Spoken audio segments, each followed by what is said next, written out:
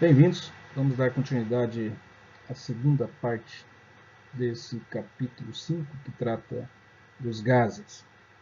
E aqui começamos com a lei de Avogadro. Avogadro é um advogado italiano que também estudou os gases e é dele o famoso número de Avogadro, né?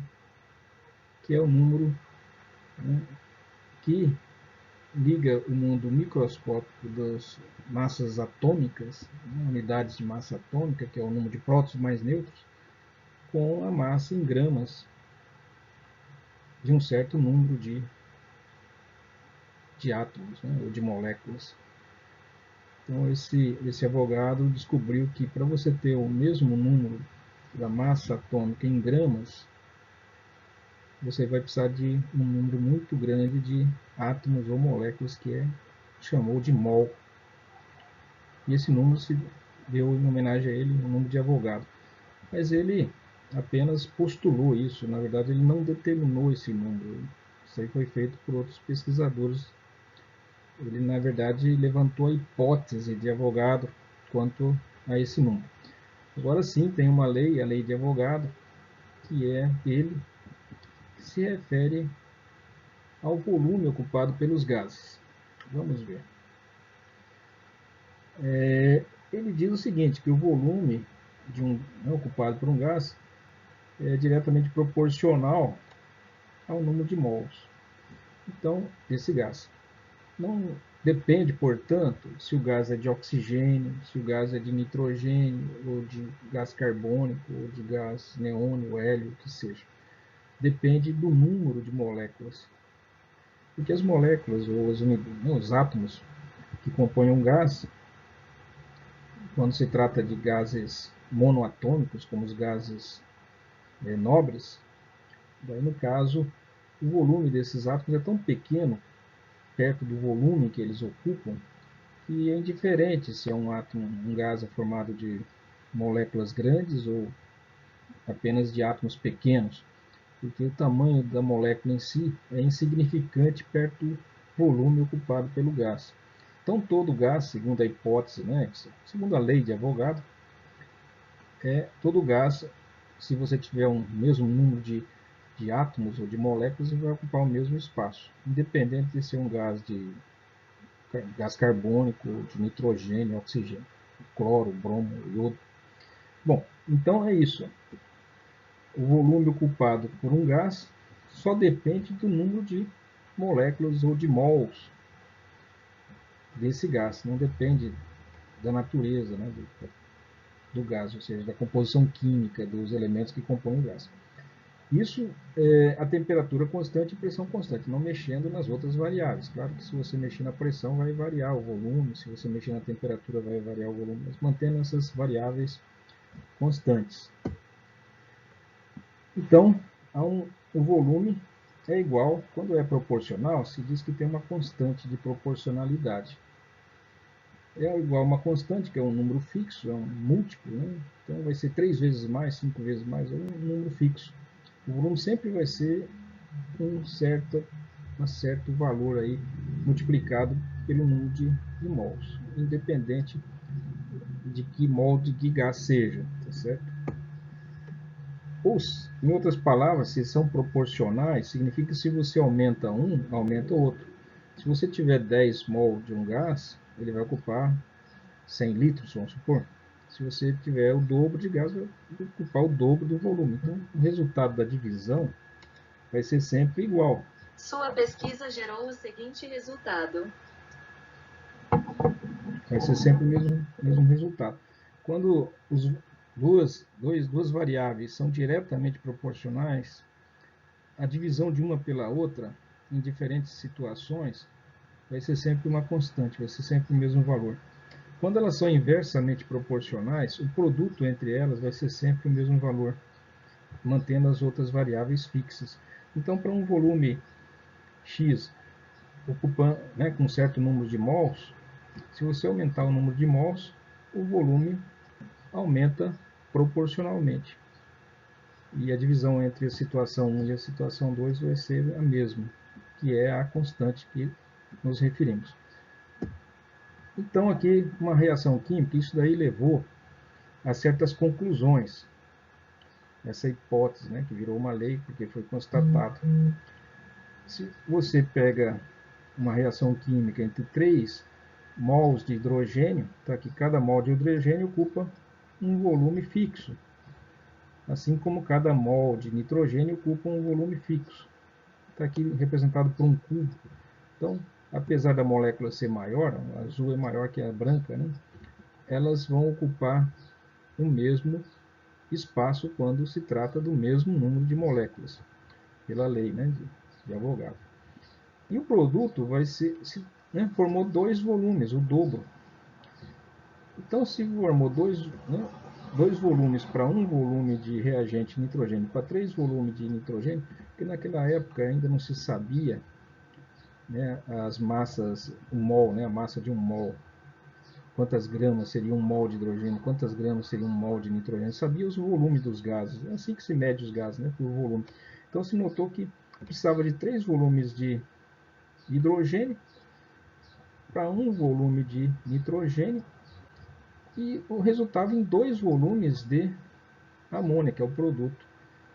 Então se formou 2 volumes, né, múltiplos, né, você divide tudo pelo volume menor. Vamos supor que você precisa de 3 vezes mais hidrogênio em volume, certo? Não em massa, porque sabemos que a massa do hidrogênio é apenas 1 grama por cada átomo, né? A massa molar, 3, aqui daria 6 gramas, né?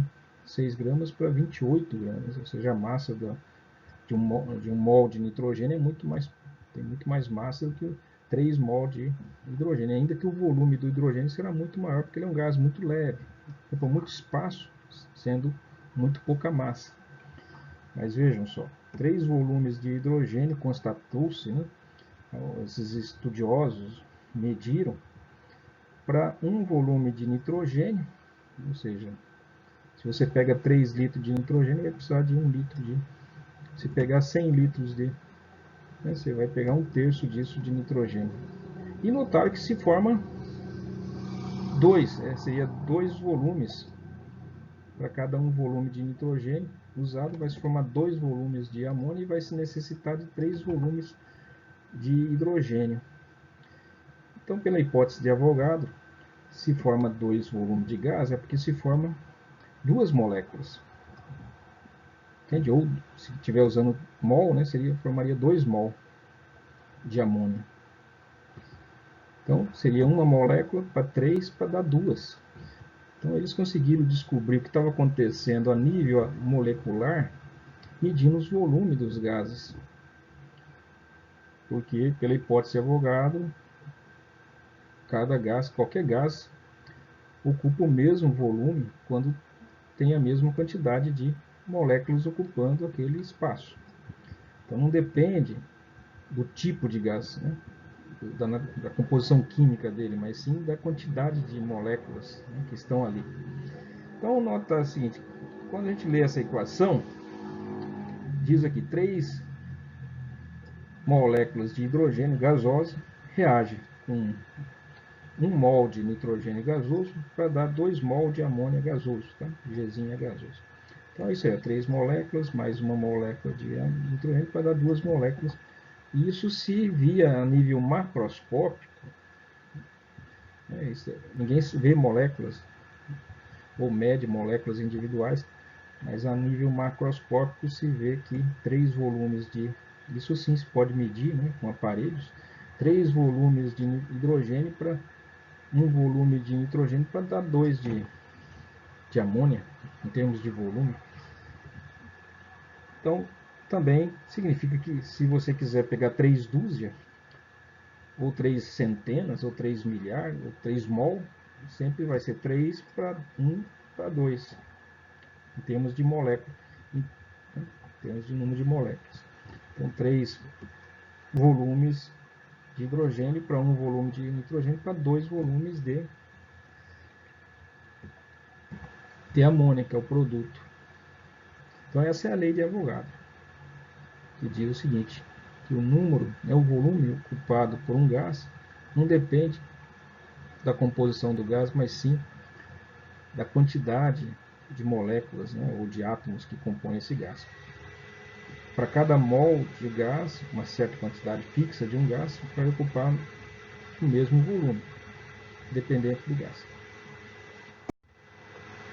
Então, resumindo as leis, existe a lei de Boyle, que é um inglês, Boyle, que ele fez alguns experimentos. Ele mexeu com a pressão apenas, manteve a temperatura. Então ele aumentou a pressão sobre o gás, o que aconteceu? O volume diminuiu. Diminuiu a pressão sobre o gás, o volume aumentou para a mesma quantidade de gás. Ele não mexeu na quantidade de gás. E ele manteve a temperatura. Aí você pode perguntar, mas você não falou que quando aumenta a pressão a temperatura aumenta? É verdade. Se você fizer aumentar a pressão aqui, a temperatura aumenta. Por isso que quando você aumenta a pressão aqui, a temperatura aumenta e não dá... Na prática, quando você faz isso, aumenta a pressão, né, dobra a pressão, o volume devia... Aconteceu o que com o volume? Devia reduzir a metade, mas não reduziu porque ela está quente. É quente no início, né? Daí você esfria, coloca um banho aqui de gelo na situação inicial, né, situação final, para manter a temperatura. Coloca um termômetro, espera a temperatura chegar naquela temperatura que fica igual à situação inicial. Porque você não quer mexer na temperatura, então você mantém um banho termostático aqui para manter a temperatura. É claro que vai aquecer, mas daí o calor sai e você espera a temperatura se igualar, né? E daí você mede o volume, vê o que aconteceu, ele reduz a metade. Então quando você dobra a pressão, o volume, se você conseguir manter, né, fazer a temperatura manter-se igual, o volume vai se reduzir a metade. Quando você expande o gás, você retira a pressão, ele esfria, é verdade. Mas se você manter um banho termostático e fazer com que a temperatura se mantenha igual, você vai ver que ao reduzir a pressão a metade, o volume se duplica. Então, foi isso que ele fez, né, o Boyle. Ele pegou e fez esses experimentos, mediu, né, com aparelhos. A ciência se constrói em cima da medição e da tecnologia para fazer medições.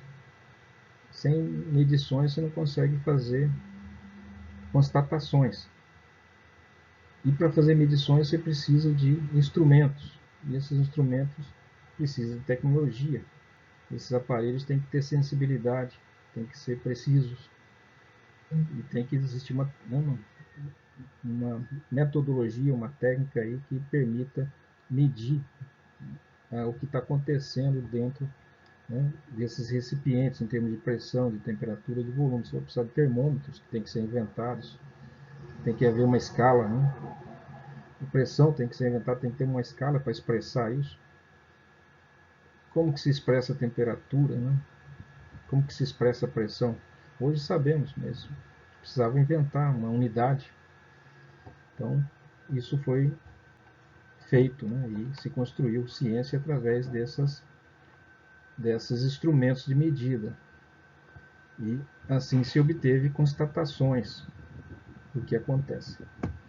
Então essa aqui é a lei de Boyle. A lei de Charles, o Charles é francês, ele fez já o seguinte, ele mexeu na temperatura, ele pegou uma quantidade de gás e manteve a pressão aqui, colocou um aparelho aqui para manter a pressão. Quando a temperatura, e aqueceu, quando ele aqueceu esse gás, ele expandiu porque você a pressão foi mantida constante.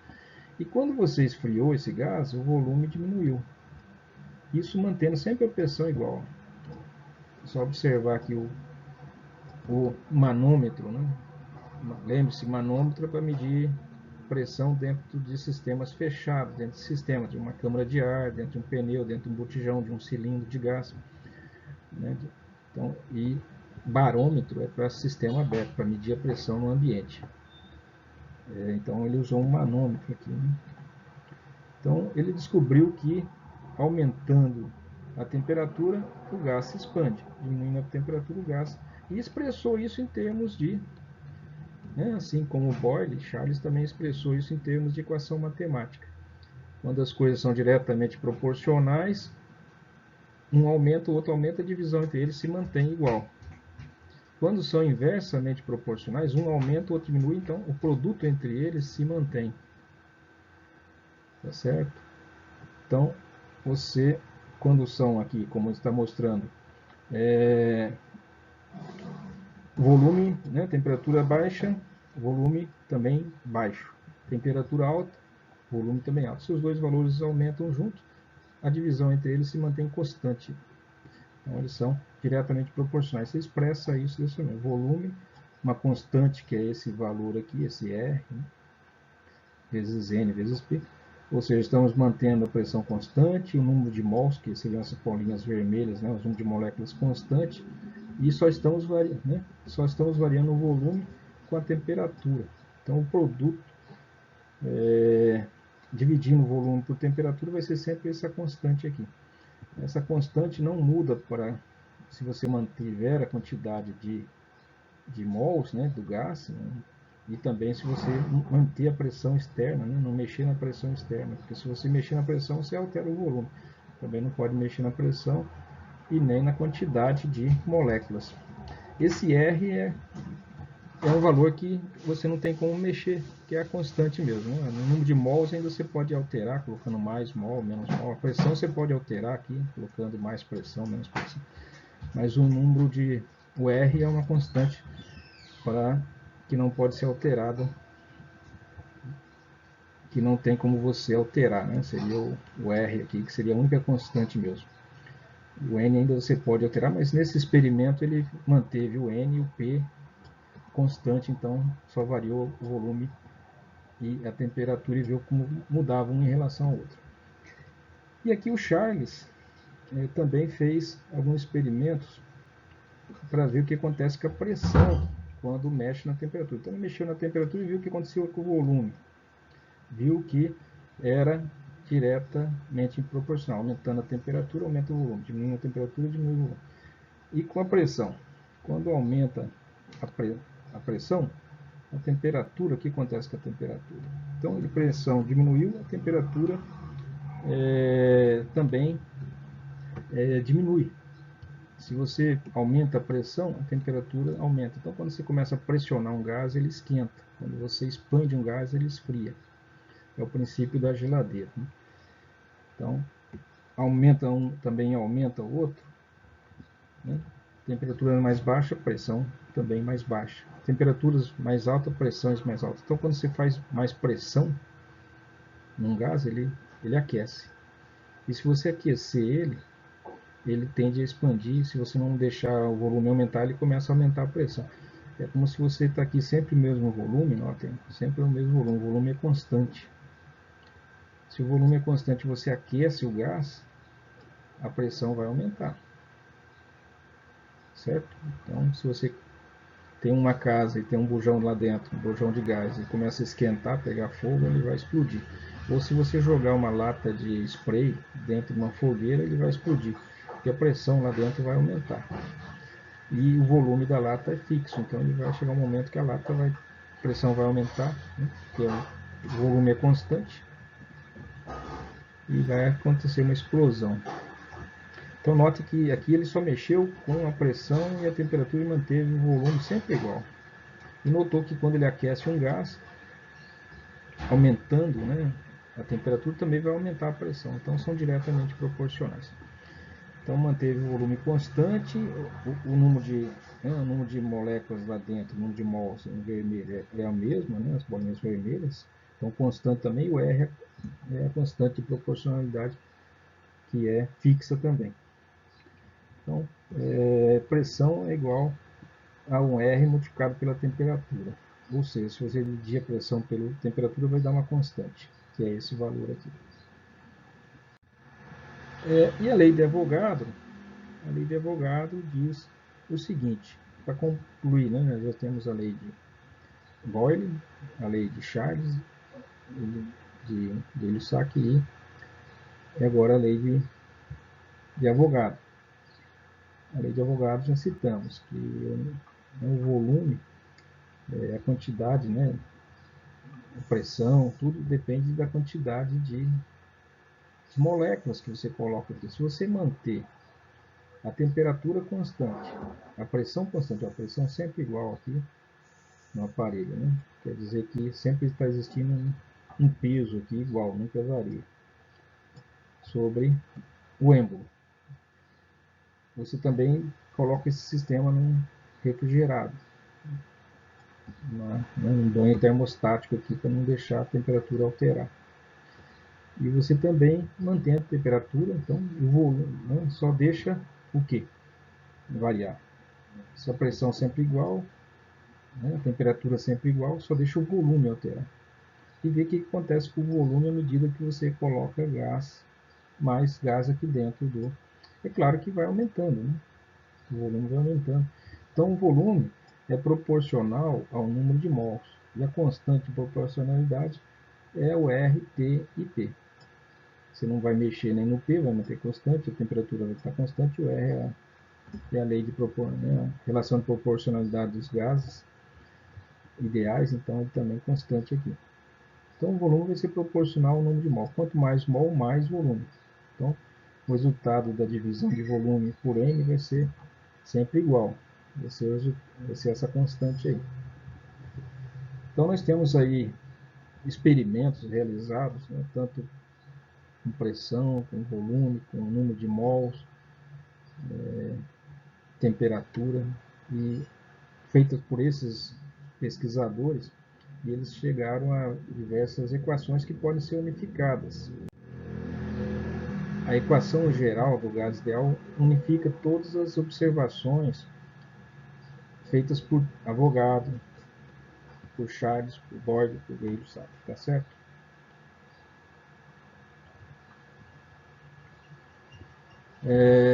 Lei de Boyle diz que a pressão é proporcional ao inverso do volume, tendo constante o N e o T, ou seja, o número de mols constante, ou seja, a quantidade, tendo uma certa quantidade de gás a uma certa temperatura, e não mexe na temperatura nem na quantidade do gás, a pressão vai ser diretamente proporcional ao inverso do volume, ou seja, pressão e volume são inversamente proporcionais.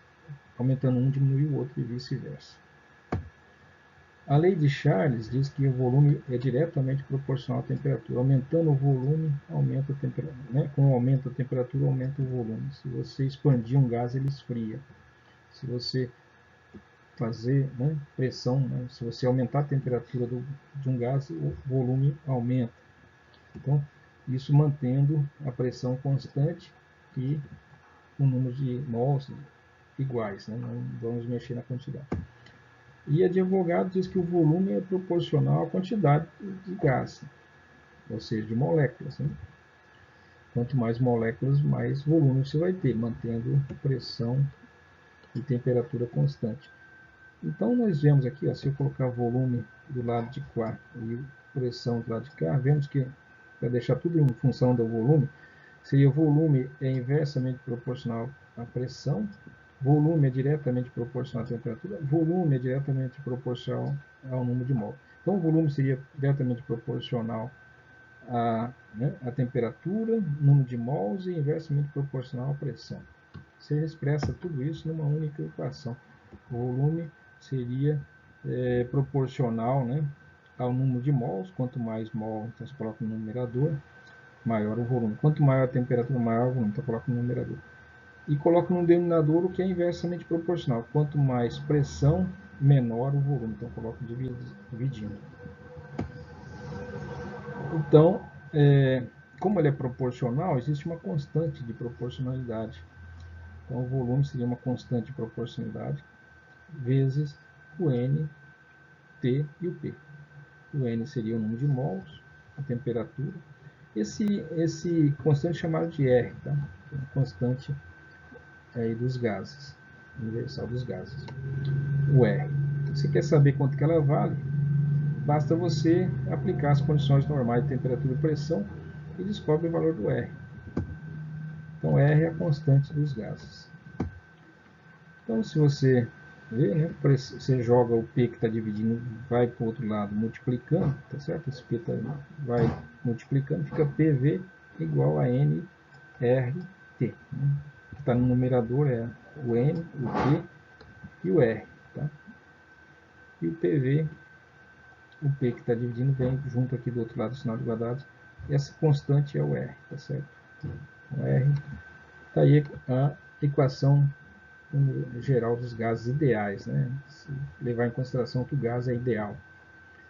Que existe gases, ainda que, segundo as leis, não sofre alteração, mas pequenas variações ocorrem sim, mas são pequenas. Então seria para um gás ideal, seria essa equação aqui. Porém, para os gases reais existem pequenas fugas, né, da previsão dessa equação. Então, as condições de 0 graus, vamos ver qual é o valor da constante, né? Aquelas constantes R, né? Qual é o valor do R? Sabemos que as condições de 0 graus centígrados e 1 atmosfera são chamadas de temperatura e pressão padrão. Então, S de Standard Temperature Plus, né? Pressão e temperatura standard, né? Padrão. Então, quando se falar em temperatura, condições normais de temperatura e pressão é 25 graus, normais. Agora, standard, padrão, é zero, tá? 1 atmosfera e 0 graus centígrados. Essas são as condições standard, padrões. Então, isso aqui já foi feito experimentalmente, certo? Então, podemos ir atrás do experimento para descrever o experimento, mas se constatou que qualquer gás, se você colocar 1 mol de qualquer gás dentro de um recipiente, 1 mol, né? Aquele número de Avogadro, um número grande, 6,02 vezes 10 a 23 átomos do gás, né? Ou moléculas do gás, né? Ele vai sempre ocupar 22,4 litros nessas condições de 0 graus centígrados e 1 atmosfera de pressão. Isso é muito importante, é muito útil. Isso permite fazer uma série de cálculos, sabendo que sempre 22,4 litros é para 1 mol a 0 graus, você tem uma situação estándar, né? Uma situação padrão, e a partir dele você pode fazer, usando aquela equação, estender para outros valores de número de mol, de temperatura, de pressão. Daí você estende para outros valores que não seja estándar, usando a equação.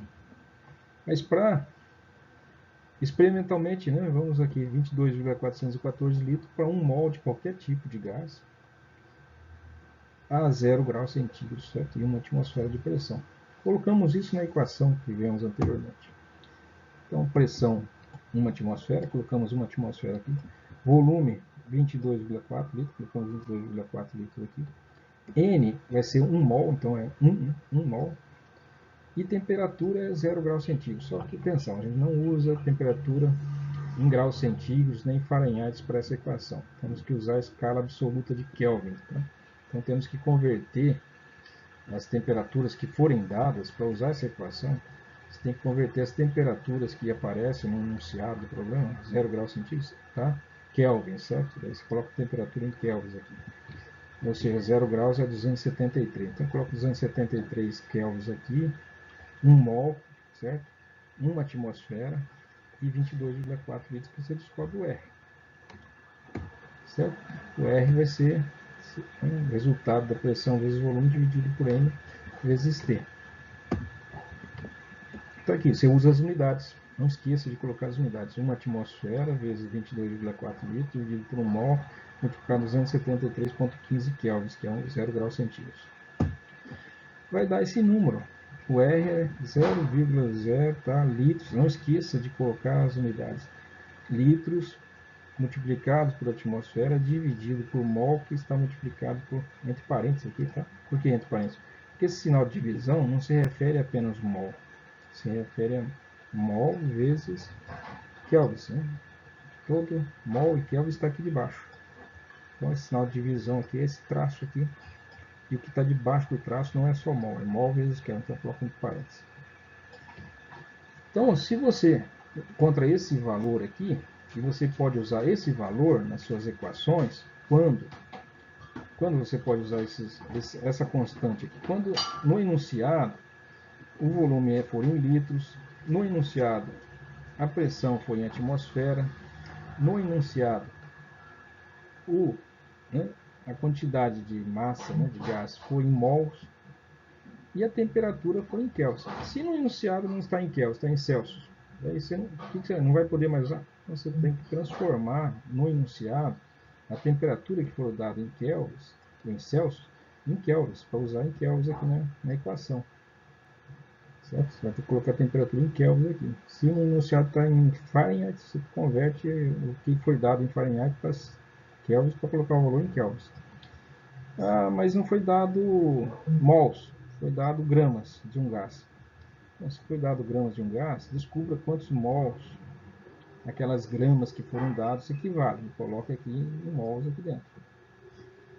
Não foi dado a pressão em atmosfera, foi dado em milímetros de Hg. Pois então, converta os milímetros de Hg em atmosfera para colocar no enunciado milímetros de Hg, tá certo? Agora, se você realmente quer usar outras unidades, tal como está lá, descubra o valor do R. Esse valor de R é para a atmosfera. Você quer saber o valor do R para milímetros de Hg? Em vez de colocar uma atmosfera aqui, no cálculo para determinar esse valor do R, coloca 760 milímetros de Hg e faz todas as contas de novo. 760 vezes 22, dividido por 1, dividido por esse. Deve ficar aqui um outro valor que você não vai mais escrever atmosfera aqui. Você vai escrever litros por milímetros de Hg por mol por Kelvin. Certo? Não quero usar litros na minha fórmula, quero usar mililitros. Então tá bom. Você coloca aqui em vez de 22,4 litros, quanto que equivale 22,4 litros em mililitros? Daí você coloca o valor em mililitros, faz todas as contas e você vai ter outro número aqui que vai estar em mililitros. Tá certo? Então você pode usar outros R's do seu gosto, mas que você vai ter que tirar esse R dessa relação. Que uma atmosfera ou 760 milímetros de Hg ocupa 22,414 litros. Se você quiser saber quanto que dá em libras isso daqui, você pode colocar aqui ou uma outra unidade de medida ali. E em vez de mol, se quiser usar milimol, então vai colocar 1000 milimol aqui. Aí vai ficar milimol aqui, né? Na unidade, certo? Então é isso. Nada como resolver alguns exercícios para praticar a resolução desse problema.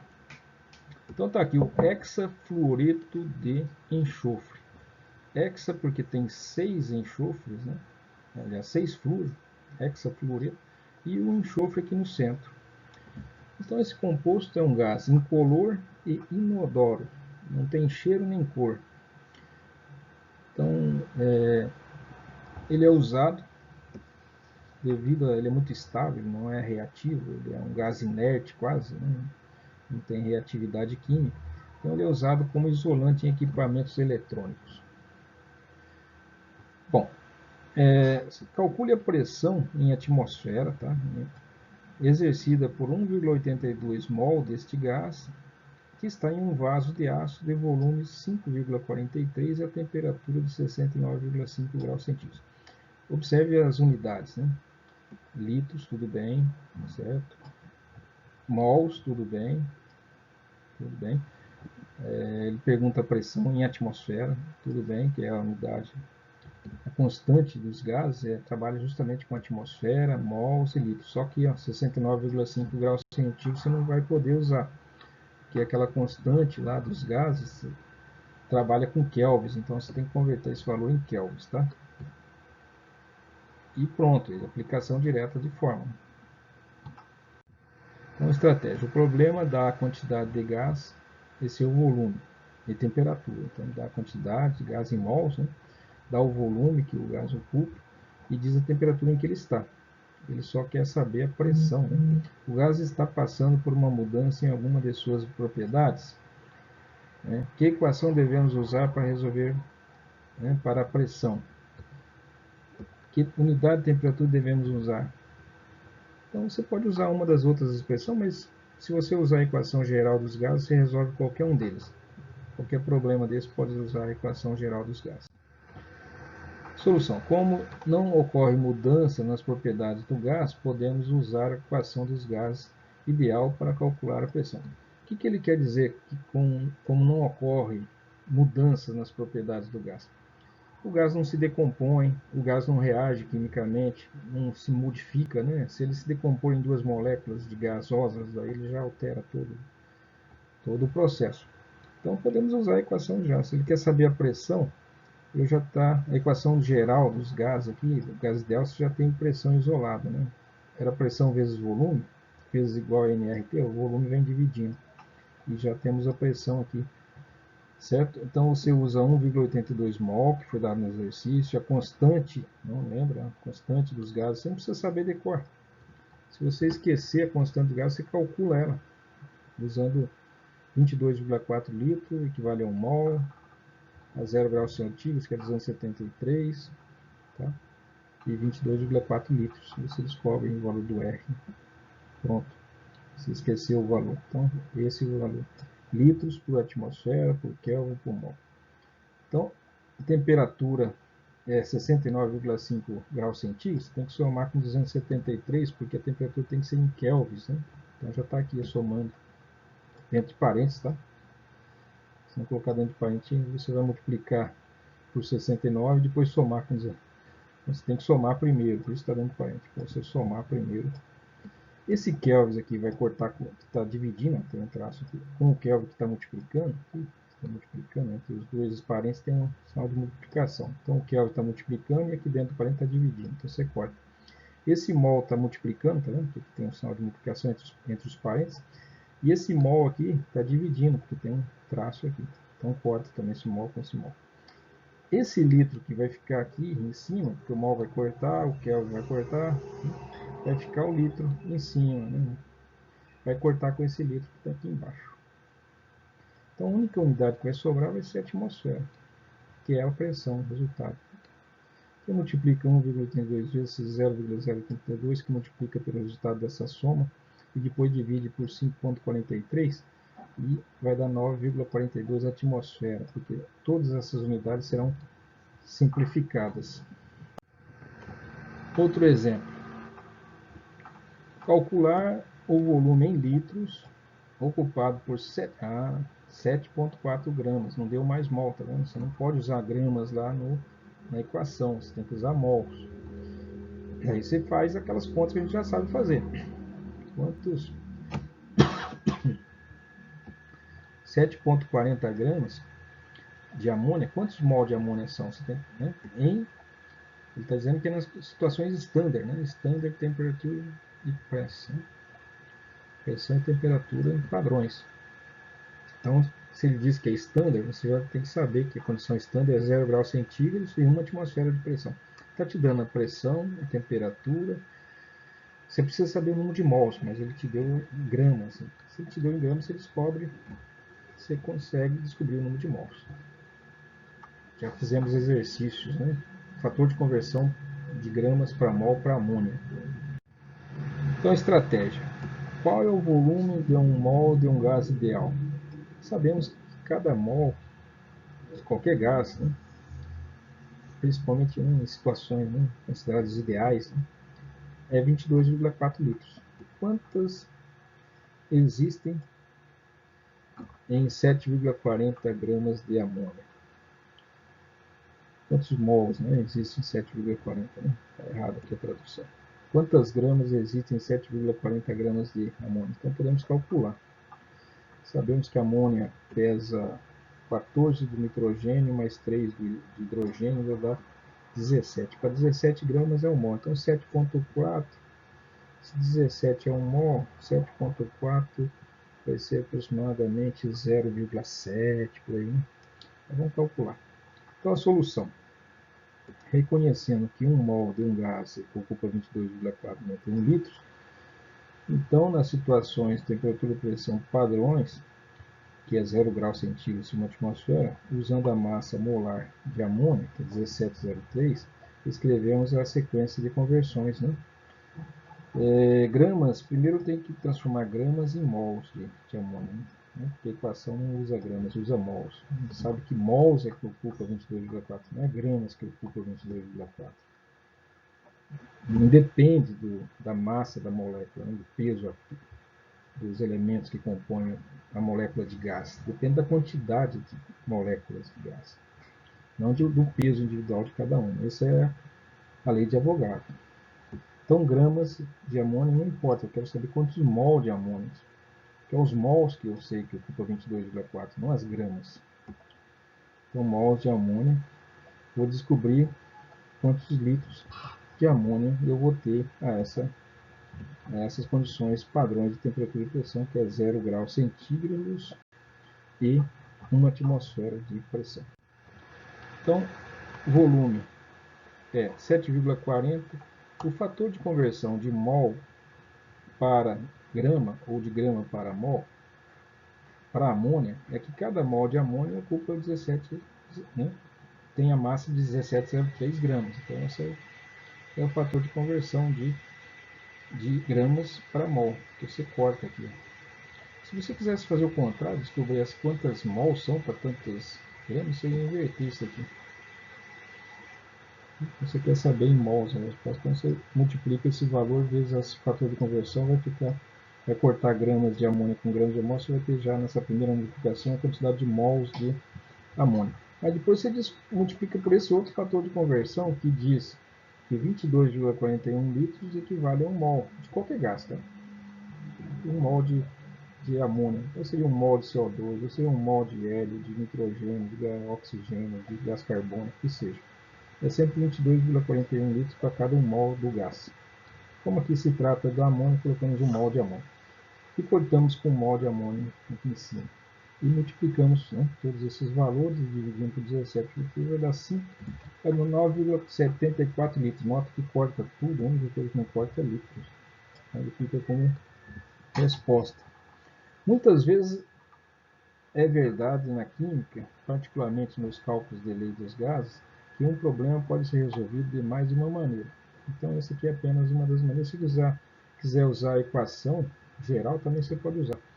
Aqui o problema também pode ser resolvido convertendo primeiro 7,40 de amônia para o número de mols de amônia, né, que é o resultado dessa primeira multiplicação, e depois aplicar a equação, né, geral dos gases, que seria essa aqui. Tente isso para ver. Como, né, faz uma verificação, como 7,40 gramas de amônia é aproximadamente 0,7, né, mols de amônia, e cada mol é 22,4, 0,7 por aí, é 70% de 22,4, 70% de 22,4 vai dar mais ou menos isso mesmo, né? 9,74. Está entendendo? 17 gramas é 1 mol. 1 mol ocupa 22,4 litros.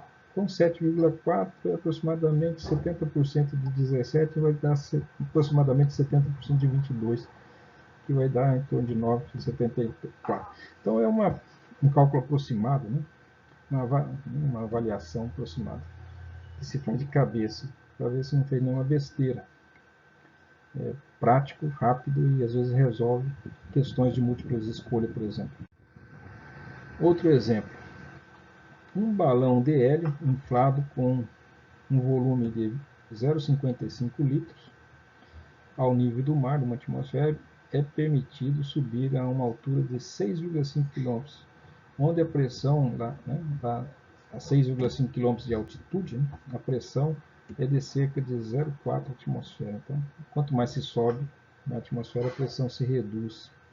6,5 km é praticamente estar no topo do Everest, né? A pressão vai bem menor do que ao nível do mar, que é uma atmosfera. Supondo que a temperatura permaneça constante, o que não é verdade, mas para efeito de cálculo, qual é o volume final do balão? Então veja bem, você sabe o volume que ele ocupa ao nível do mar. Você quer saber o volume que ele vai ocupar a 6,5 km de altitude, que é 0,4. Então, se você sabe que o que está variando é a pressão inicial era 1, a pressão final foi para 0,4, que acontece com o volume? O volume 0,55 inicial vai para um volume final X. Então você pode usar aquela equação, né, aquela lei em que se mantém a temperatura constante e varia a pressão e o volume.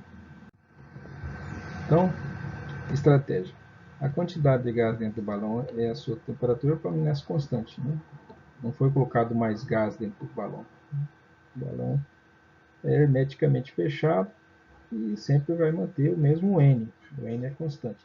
Ele também está dizendo que a temperatura vai se manter constante. Sabemos que não, mas suponhamos, portanto, que a temperatura vai ser igual. Então, se o N é igual e a temperatura é igual, qual lei dos gases você precisa usar? Né? Lembre-se lá, recorde-se lá o nome das leis. Em qual delas se mantém, né, apenas, né, varia a pressão e o volume, mantém o N e o T. Se o NT de um lado é igual ao NT do outro, você pode cortar. Né? Se o N1 é igual ao N2 e o T1 é igual ao T2, você pode cortar.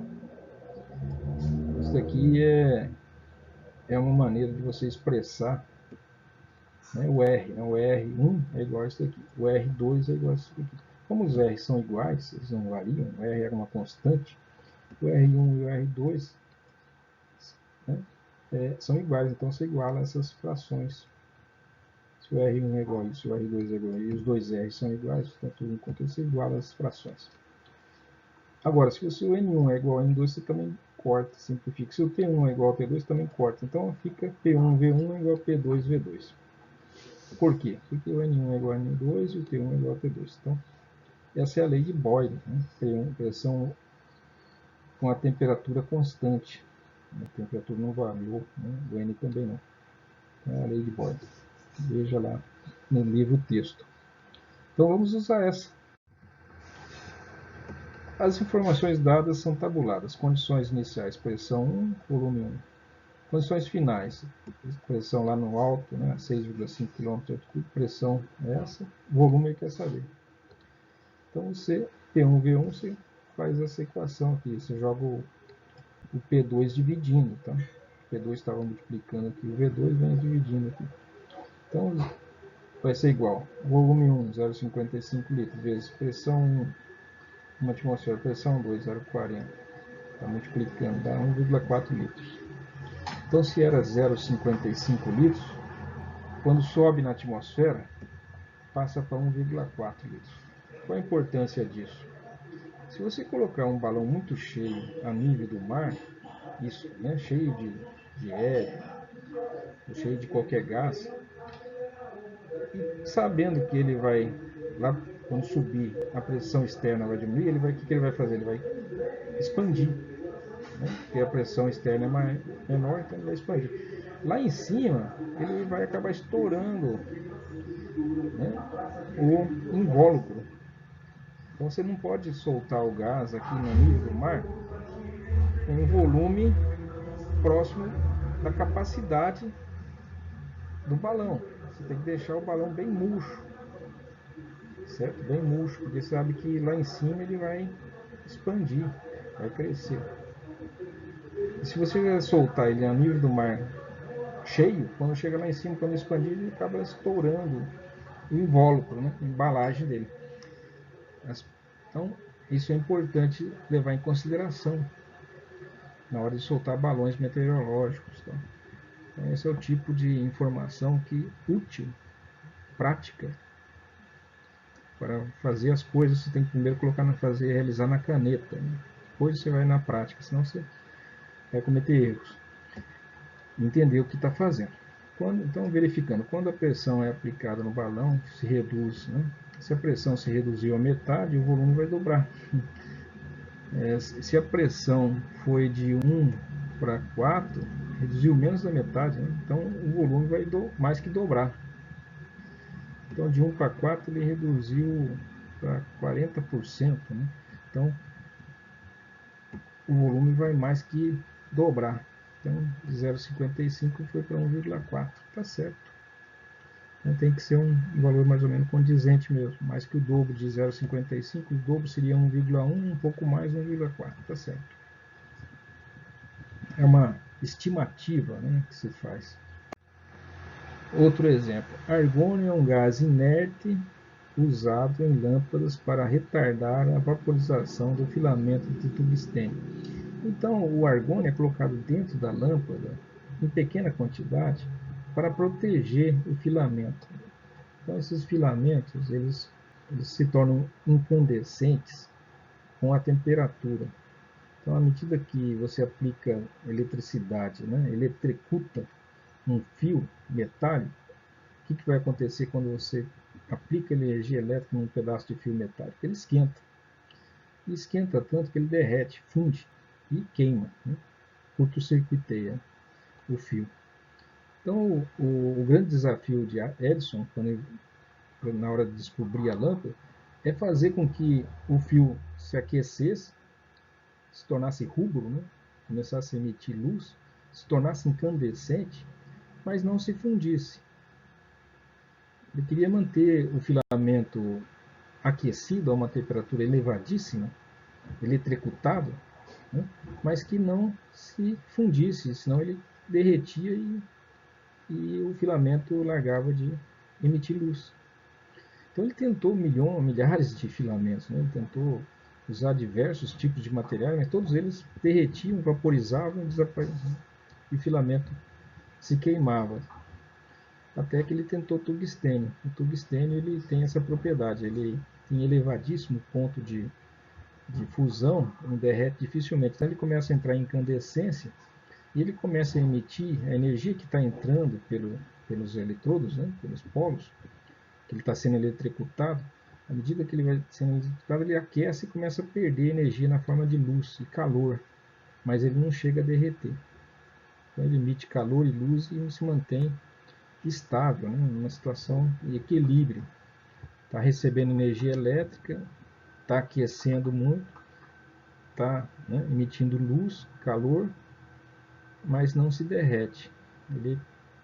A energia chega um momento que a energia que ele recebe se converte em calor e luz e ele se refrigera com essa perda de calor. Ao mesmo tempo que ele recebe energia, ele libera energia na forma de calor e de luz e fica estável. Só que essa situação é uma estabilidade relativamente instável, né? Não é uma... tanto é que as lâmpadas têm um tempo de vida relativamente curto. Então, para proteger, eles colocaram um gás argônio aqui dentro que ajuda a conservar a lâmpada de tungstênio. Então, uma lâmpada, né, contendo argônio a 1,2 atmosfera tem uma pressão positiva, portanto um pouco maior do que a pressão externa, e 18 graus centígrados é aquecida a 85 graus em volume constante. É claro, o volume do interior da lâmpada não varia porque o vidro é rígido, né? Não tem como expandir esse vidro. Então o volume vai ser sempre igual. Que volume é esse? Não importa, é um volume constante. Ele quer saber o que acontece, mantendo o volume, o que acontece com a pressão. A pressão era, né, de 1,2 atmosfera a 18 graus centígrados, quer saber a nova pressão quando a temperatura for para 85 graus centígrados. Então, é um problema que tem só variação de pressão e temperatura, o volume é constante. Calcule a pressão final. Então a lâmpada aqui, né, desenhada. Vamos ver. Então a estratégia, a temperatura e a pressão do argônio mudam, né, a temperatura e a pressão. O que não muda é o volume no interior do tubo da lâmpada. Mas a quantidade do volume de gás permanece os mesmos. Aqui está o que eu achei. Que equação você usaria para resolver essa questão da pressão final? Então, qual das leis, né? Que unidade de temperatura você deve usar? Você está trabalhando com uma atmosfera como unidade de pressão e volume em litros, né? Você está usando temperatura em kelvins, em Celsius, você tem que usar a temperatura sempre em kelvins, tá? Nunca se esqueça disso.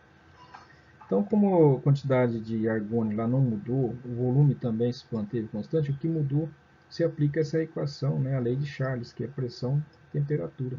A única coisa que varia é pressão e temperatura. Você usa essa expressão que você pode ser deduzida da lei geral dos gases, DS, né? Então está aqui, tabulamos os valores. Condição inicial, pressão de uma atmosfera, temperatura inicial você já converte para kelvins, tá?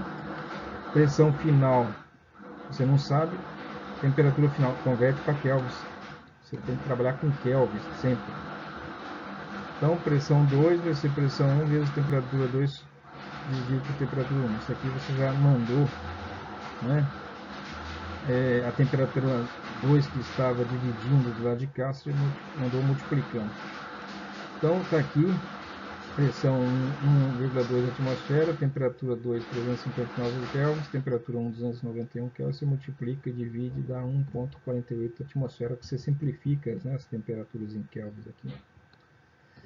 Então, praticamente foi de 1,2 para 1,5, né? Aumentou um pouco a pressão, claro, né? Aumentou a temperatura, aumenta a pressão.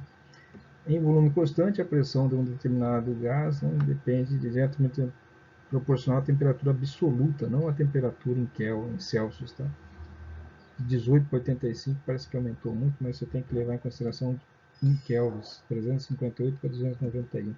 Não houve uma alteração tão grande quando se pega em kelvins, né? Então de 1,20 foi para 1,48. Tá certo. Mais um exemplo. Uma pequena bolha sobe do fundo de um lago, onde a temperatura e a pressão são 8 graus centígrados e 6,4 atmosferas, ou seja, está bem no fundo, né? Aproximadamente 60 metros de profundidade, né? Já suponho, né? Porque cada 10 metros aumenta uma atmosfera. Então está aproximadamente a 50 metros de profundidade, porque já tem uma atmosfera extra, né, na superfície, então ele está recebendo a pressão apenas da água de 5,4 atmosfera em termos de profundidade na água, mais uma atmosfera externa na superfície. Então, sobe até a superfície, onde a temperatura já é de 25 graus e a pressão de uma atmosfera. Ele quer saber qual o tamanho que essa bolha vai ter na superfície, né? Se a bolha lá no fundo tem aquela pressão, ela era menorzinha. À medida que ela vai subindo, a pressão externa sobre a bolha diminui e a bolha vai crescendo. Quer saber o volume final dessa bolha. Isso que é importante por causa do mergulhador. Então, o mergulhador, o sangue tem oxigênio dissolvido. Então, as bolhas que podem se formar de gás no sangue de um mergulhador que volta rapidamente à superfície, essas bolhas aumentam dentro da corrente sanguínea dele. Começa a surgir bolhas e essas bolhas começam a crescer dentro da circulação. E essas bolhas vão estourar as veias, né? Os capilares, né? Do cérebro, principalmente, causando aí problemas graves. Então, calcule o volume final em ml da bolha se seu volume inicial for de 2,1. Então, o que muda, gente, é né, a temperatura, que foi de 8 para 25, a pressão, que foi de 6,4 para 1, o resto, né, se mantém constante.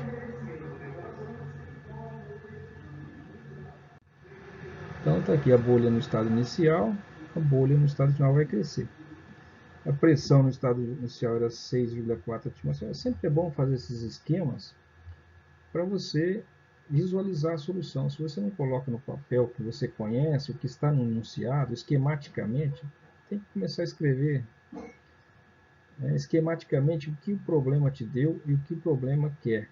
Então você faz esquemas, coloca os valores que você leu no trabalho e tenta criar um esquema para te ajudar a resolver o problema. Então, pressão inicial lá no fundo era 6,4 atmosfera, foi dado pelo problema. Diz que o volume lá no fundo era 6,1 ml e temperatura lá no fundo do lago era 8 graus centígrados. Olha, variou as três coisas. Ó. A única coisa que se manteve igual é o número de mol do gás. Né? A quantidade de gás que está dentro da bolha não aumentou. Né? São micro-organismos que produziram metano, né? no lodo do fundo do rio, ou algas que produziram oxigênio, se desprendeu e não está. Supõe-se que não recebeu mais gás no interior, não aumentou a quantidade de gás aqui, continuou o mesmo número de moléculas de gás inicial.